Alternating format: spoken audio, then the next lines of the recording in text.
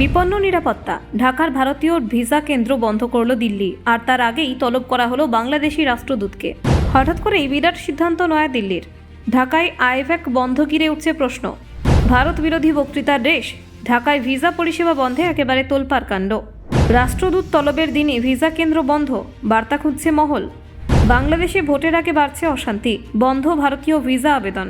Seven sisters মন্তব্যের পর কড়া অবস্থান দিল্লির। নিরাপত্তার অজুহাত নাকি বড় কূটনৈতিক সংকেত? ঢাকার ভিসা কেন্দ্র নিয়ে চর্চা তুঙ্গে। যমুনা ফিউচার পার্কে থমকে গেল ভিসা পরিষেবা, চরমে ভোগান্তিতে পড়লেন আবেদনকারীরা।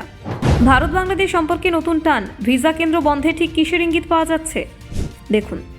নিরাপত্তাগত কারণ দেখিয়ে ঢাকায় ভারতীয় ভিসা আবেদন কেন্দ্র বন্ধ রাখার সিদ্ধান্ত নিয়েছে নয়াদিল্লি। এদিন দুপুর 2টো থেকে এই সিদ্ধান্ত কার্যকর হয়েছে বলে জানানো হয়েছে।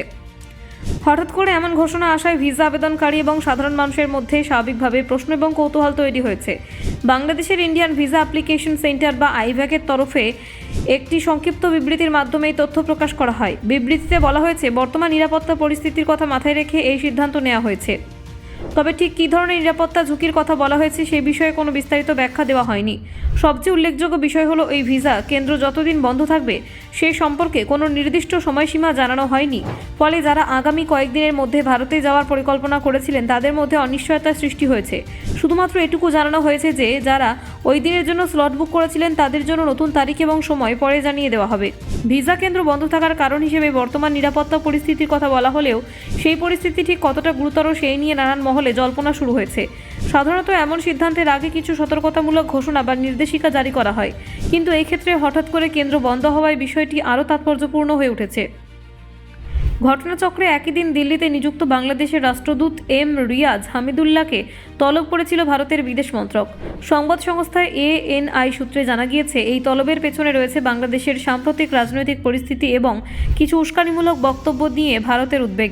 বিশেষ করে বাংলাদেশের বৈষম্য বিরোধী ছাত্র আন্দোলনের নেতাদের একাংশের গড়া দল জাতীয় নাগরিক পার্টি বা NCPর নেতা হাসনাত আবদুল্লার বক্তব্য নিয়ে ক্ষোভ প্রকাশ করেছে ভারত।